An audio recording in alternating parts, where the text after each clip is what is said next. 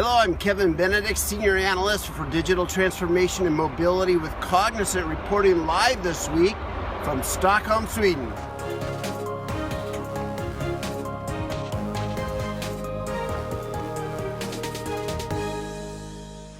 Sweden is one of the most technologically advanced countries in all of Europe. Matter of fact, by 2020, Sweden's central bank suggests that the use of bank cards, whether credit or debit, will be overwhelmingly popular. Matter of fact, they believe cash will be diminished in use 20 to 50%. Here's another example. All three of Sweden's most populous cities are on Forbes' 15 most inventive cities list.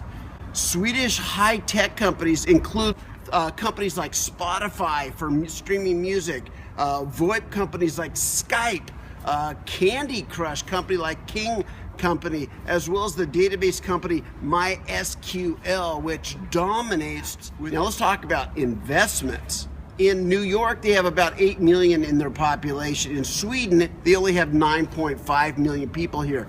Yet they brought in over $139 million in VC funding last year alone.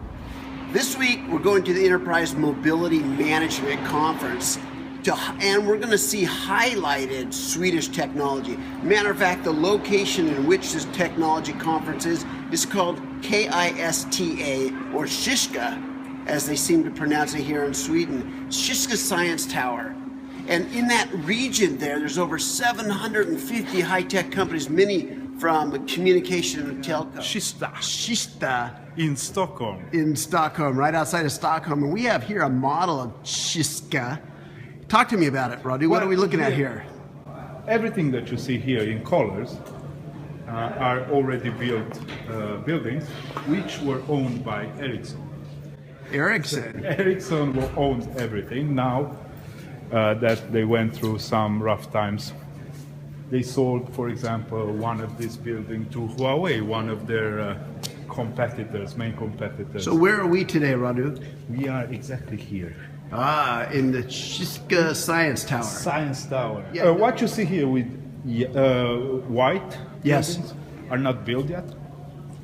So the project goes on and it's on. huge, and these are all going to be digital Everything IT is companies. IT software, everything that you see here. That's global competition. Yeah. Sweden is one of the most competitive places you can ever imagine. They invest so much time, energy, education, and money into being globally competitive. And that's time that I don't really think a lot of us invest well. We desperately want more of it, but we have no real big picture plan for what to do with it. Yes, many of us, we're very good at getting our tasks and errands and chores done and to fill time with that kind of thing, but we need a global plan, not just as countries or companies, but also as individuals. It's so important today when our competition for the same job comes from anywhere around the world. It is important to think globally. Your job and your opportunity to make revenue can come from any corner of the world now. It used to be that you would look in the local newspapers for a job. Today, you can look on the internet and you can look at any country in the world for jobs. That's awesome news for those that are prepared for global competition, because your opportunity to make revenue has never been bigger, never been better, never been wider in the scope of the opportunities available to you. Your challenge, though, is there's now 1 billion other people in the market. So you've got to up your game. We want to be innovating, we want to be inventive, we want to be building solutions that really solve problems, and we must focus on the fact we need to be globally competitive. Competition today is global. It's not the guy sitting next to you, it's not the guy across the street, it's the guy across the world, the guy that studies harder than you. One project can be bid by a company out of Malaysia, Philippines, India, Australia. It's not the days of our parents. You know, I have the distinct privilege of working with a team at Cognizant Center for the Future of Work that studies data, that looks at trends, that looks at over the horizon events, what's going to happen in 2 years, 3 years, 4 years, 5 years. And recently, while looking at all of this data and reading all the reports coming out of the Center for the Future Work, I've really been pondering the impact on people. One of the things that we're learning is that it's never in history been more important than to invest in a lifelong plan of education. No longer can we stop being educated with our 4-year degree or our 2-year degree or master's or doctorate. Education truly is lifelong. There's so much digital transformation happening around us, which are changing industries, companies, and markets. We cannot ignore or stay static in what we know. One of the impacts of all this digital transformation on individuals is that it's highly likely that most of us are going to have many different jobs and careers with many different companies throughout. What does that mean for us? It means we've always got to be learning so that our skills are current. It's also important to think about each of us as being in the winners, economic winners column. What does that mean? It means we need to be positioning our skills and everything about us, our qualities, our skills, our jobs, our description, our social interactions, so that we are prepared for the next big thing. I understand that many of us don't like the idea of lifelong education. We want to be pursuing other things that we find more pleasurable or relaxing. But the idea here is we are in a competition. In a truly global economy where communication is readily available, where high-speed internet is readily available, your competition can come globally. For those that are prepared for global competition, this is an amazing opportunity, but you have to be prepared. If not, you're going to be pummeled by the forces of change. Today, in ways never before experienced, companies are able to start up and companies are disappearing at an amazingly fast rate. Our careers can grow and disappear at an amazing rate. Changing consumer behaviors are moving faster than ever before experienced.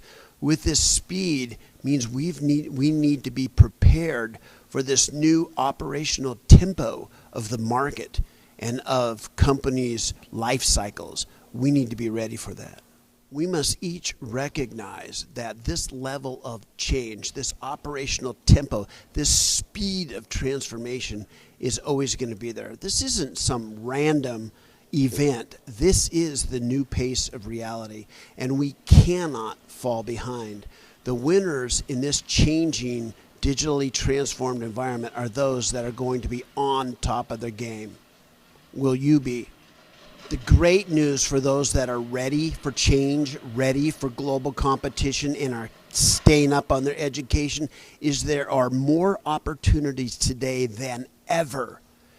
When there's a job available in Europe, you have the opportunity to respond to it. Your opportunity for growth and for revenue generation has never been bigger. The challenge is that market now is open to billions of more people. So you've got to up your game.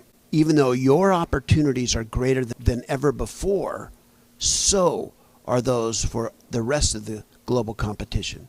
College graduates today must recognize that you're playing a totally different game than your parents. You need a different financial plan. Your job is likely going to change quicker than your parents. Your opportunities are greater, but so is the impact of the transformation. You are going to join a company and the company's going to disappear. You're going to join a company, that company's going to be acquired. You're going to be competing from those around the world. But if you're in the right position, this is good news. In the past, the company you worked for would manage your career. You could legitimately expect that if you worked hard, delivered, did a good job, your career path would be defined and outlined by your company you work for. Today, that's really not an option for you. You must manage your own career. That means you've got to be building your own skills. You've got to be networking within your industry. You've got to become an expert in areas that may not even impact your business that you're working for today. You need to identify the areas that are the hot technology areas, the hot transformation areas, and hot business areas, and prepare yourself for that job, whether your company is putting you in that position or not. Many have scoffed over the years at social media. Why am I going to get involved? I already have a job, a good job. The people that need to know me know me.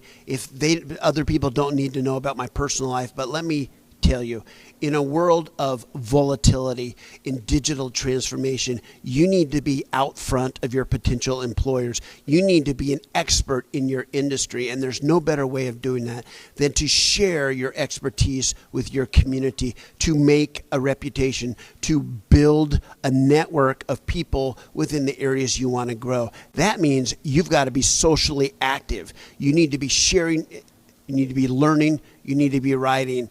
Those are the talents that are going to ensure your success in this digitally transforming world.